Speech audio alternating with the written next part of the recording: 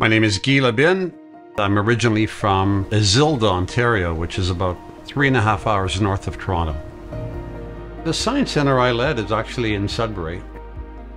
So the search firm called me and said, hey, we have this opportunity in Phoenix.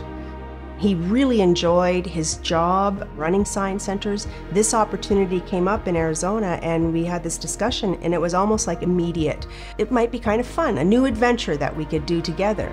Serendipitously, absolutely the right decision, because clearly I was at the right place at the right time.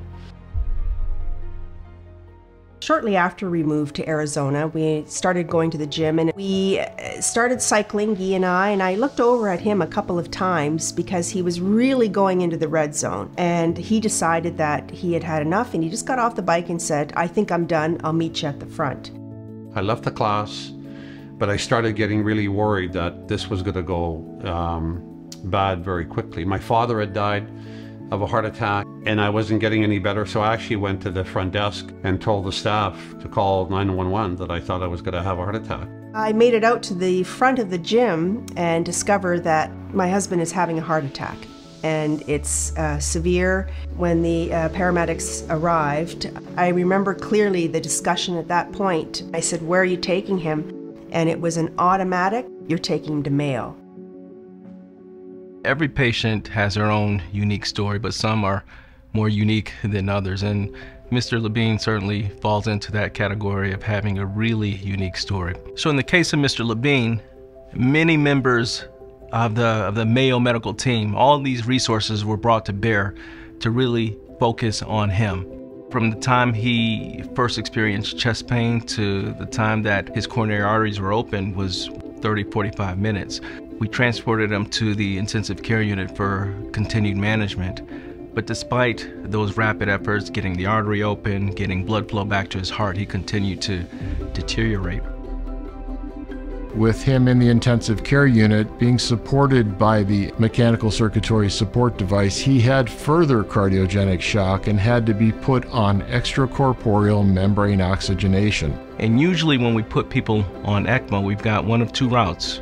We do that to either rest the heart and allow it to recover, or we're using it as a bridge to transplantation. And given his trajectory, we should turn our eyes towards cardiac transplantation. So imagine being told he needs a heart transplant. As a Canadian, my first instinct was, how is this going to happen? I asked the doctor, I said, a heart transplant, how long is that going to take? What a question. And the doctor said to me, the surgeon said, oh, Michelle, don't worry about it. We think it's going to be about 5 or 6 days. They have a transplant coordinator who was working with me on this and reassuring me through this process that things are going to be okay. That was a tremendous support and help for me. When we accept a patient to be listed for heart transplantation, we expect success. We went on to list him for heart transplantation, and because he had all of these support devices in place, that puts him very high on the list nationally for a donor heart. As everything fell into place for Mr. Labine, he received a heart approximately 2 weeks after he had been admitted with his big heart attack and was transplanted successfully. I think I set a world record for my recovery in my own mind. To go from that to be able to walk in our home with a walker, and then within a week being able to ditch the walker and resume a more normal lifestyle is pretty miraculous.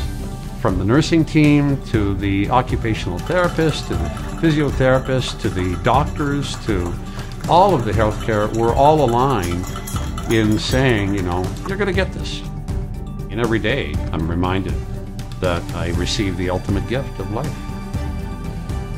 We learn something from every patient, and in his case, it was never give up. When it seems like the odds are against someone, just keep going.